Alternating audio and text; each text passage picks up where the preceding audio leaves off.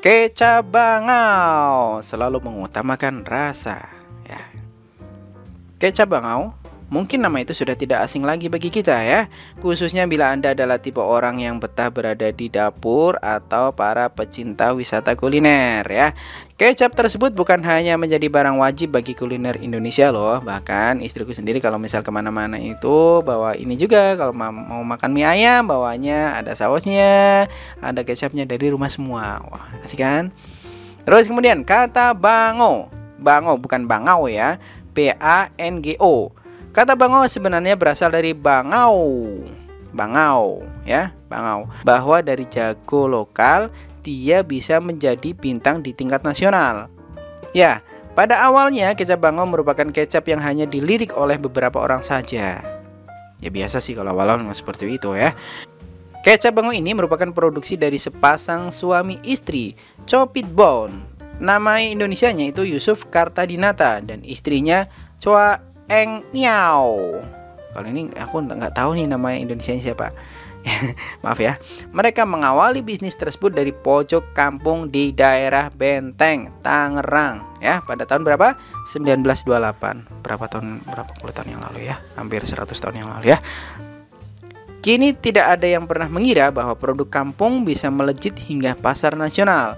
Sang bango mudah dijumpai di toko kelontong di hampir seluruh penjuru Indonesia. Puluhan tahun yang lalu itu suami istri Chopit Bone dan Chua Eng Niao mengawali cikal bakal kecap bango di rumah mereka. Ingat ya, di rumah mereka di pojokan gang sempit di sebuah benteng Tangerang ya. Sekarang semuanya ada deh, semua orang tahu bango itu seperti apa ya. Yusuf Kartadinata pun mengembangkan usaha tersebut. Ia tidak ingin bangonya hanya bersarang di rumah saja.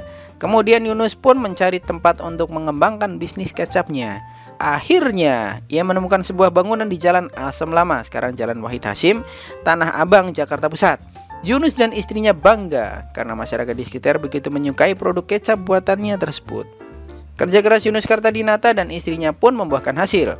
Semakin lama kecap bango pun semakin terkenal di Jawa Barat dan Jakarta. Akhirnya Yunus pun bersepakat untuk mengembangkan usahanya tersebut menjadi sebuah PT yang diberi nama PT Anugrah Indah Pelangi dan PT Anugrah Damai Pratama. Kayaknya banyak yang gak kenal ini ya, nggak apa-apa deh, yang kenalnya bango aja. Adapun manajemen dan perseroan tersebut dikelola sendiri anaknya yang keempat, yang bernama Epi Kartadinata pada 1982. Seiring dengan kemajuan dari perusahaan ini, mereka pun memindahkan pabrik tersebut ke sebuah area seluas 8 hektar di Desa Wantilan, Kecamatan Cipunde, Kabupaten Subang, Jawa Barat. Perkembangan kecap bango yang begitu baik membuat PT Unilever pun tertarik untuk melamar pabrik tersebut. Akhirnya, pada akhir 2000, keluarga Kartadinata menerima pinangan Unilever. Menurut Memoria Dwi Prasetya selaku brand manager Bango menyebutkan bahwa kualitas produk kecap Bango ini memang sudah sangat bagus. Oleh karena itu potensi pasar lokal pun sangat besar. Itulah salah satu alasan Unilever bersedia untuk mengakuisisinya. Diki Sailan selaku manajer pemasaran PT Unilever Indonesia menyebutkan bahwa penjualan kecap Bango di Indonesia benar-benar berbeda dengan penjualan kecap merek lainnya. Setiap tahunnya mereka selalu mengalami peningkatan sebanyak 10-20%. Ya, itu adalah sekelumit cerita tentang suami istri yang berjibaku bisanya pada saat itu buat kecap namanya bango ya. Kenapa bango bukan elango ya? Karena mereka merasa bahwa mereka itu dari kampung juga nih, dari kampung di pojokan kampung, milih namanya bango bukan elang.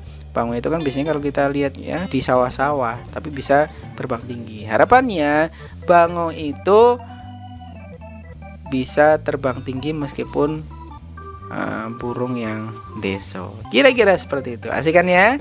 Sampai ketemu di cerita inspirasi selanjutnya yang bisa menginspirasi teman-teman untuk bisa berusaha dan bisa bangkit dalam keterpurukan atau bisa memiliki ide baru dalam usahanya, atau siapapun saja yang senang dengan cerita-cerita inspirasi. Jangan lupa subscribe ya. Terima kasih.